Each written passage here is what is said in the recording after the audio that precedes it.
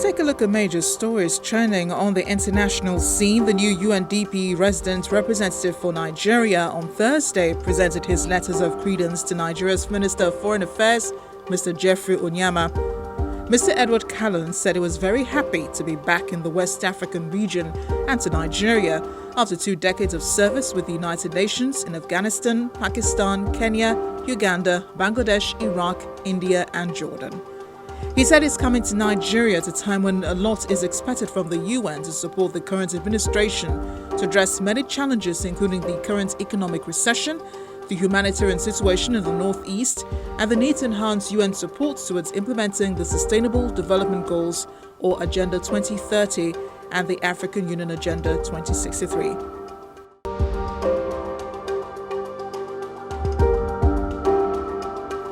Moving on to multilateral ties, the head of the Atomic Energy Watchdog Agency of the United Nations was in Iran on Sunday for meetings about the country's implementation of its nuclear agreement with major powers. The IAEA Director General Yukiya Amano visited Tehran after expressing concerns to Iran last month over its repeated testing of a limit under that agreement on its stock of heavy water, a substance used as a moderator in some nuclear reactors. Amano said Iran had shown commitment to the deal on its nuclear program, agreed with world powers following complaints by Tehran over what it calls a U.S. violation of the accord. The U.S. says a bill extending sanctions against Iran for 10 years will become law without President Barack Obama's signature, adding that this would not affect overall implementation of the nuclear agreement. The IAEA is in charge of the monitoring and verifying of the implementation of the nuclear-related commitments by Iran. Of course, Iran and IAEA have comprehensive safeguard agreement and additional protocol. Today, I had a meeting with Dr. Salehi already, and going to have the honor of meeting with President Rouhani. We had already had a discussion on the issues related to the implementation of the JCPOA, as well as some comprehensive safeguard and additional protocol. Full implementation by Iran on these commitments is very important.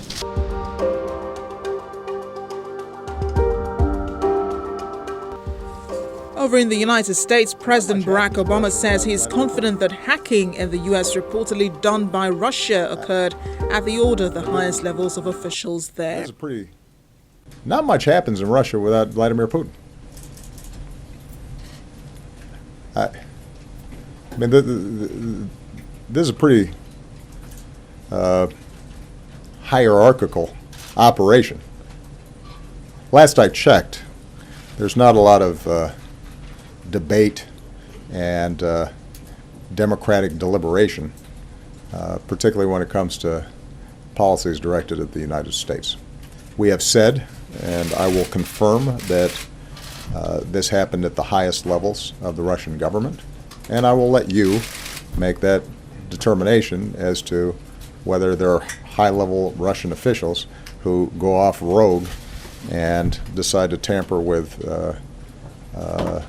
the U.S. election process without Vladimir Putin knowing about it.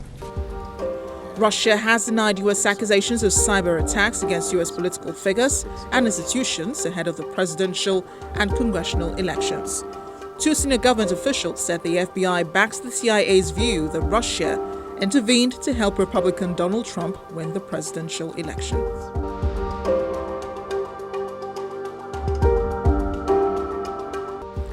Meanwhile, leading Brexit campaigner Nigel Farage says he wants to be a bridge between the British government and the new U.S. administration. Last month, U.S. President-elect Donald Trump said Farage, the former leader of the United Kingdom Independence Party, would be great as Britain's envoy to Washington. But the British government dismissed the suggestion. Farage, who said he did not think he would get a role in the U.S. administration because he had a British passport, said Conservative Prime Minister Theresa May had banned members of her senior team of ministers from speaking to him. However, Trade Secretary Liam Fox said he had received no such instruction. We've had long-standing understandings of how we deal with incoming administrations in this country. We've got a full diplomatic team that was close to both the Hillary Clinton and the Donald Trump teams, preparing for the relationship we would have to have. They are working on that at the moment. People also need to remember that the administration is not the only part of American government. We also have Congress, where we've got very strong links.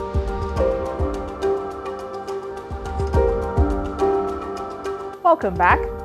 This past week, Syrian activists took to the internet to release personal videos of their accounts of the devastation going on in the country's second largest city, Aleppo. A ceasefire brokered earlier in the week broke down, hindering the evacuation of civilians, but that seemed to have lasted only a day as fires resumed in earnest. At the last count on Thursday, as many as 6,000 people were said to have been evacuated to nearby Idlib province. It's been a difficult task, according to those on the ground, as they try to evacuate as many people possible because of the window of operation, which is quite limited. The activist videos have been viewed by millions. But the question is, what happens now as Syrians hope against hope? Will they be delivered? The evacuation of civilians eventually began on Thursday. As seen in this video, a queue of Red Crescent vehicles can be seen parked in a street said to be in East Aleppo as medical personnel transfer the injured into ambulances. Nearby, a large crowd of people can be seen gathering ahead of the evacuation. Some residents are very angry that they have to leave because of the fighting. This young man, shouting at the camera, says a prayer that they will one day return to Aleppo and that the blood of martyrs will not go to waste.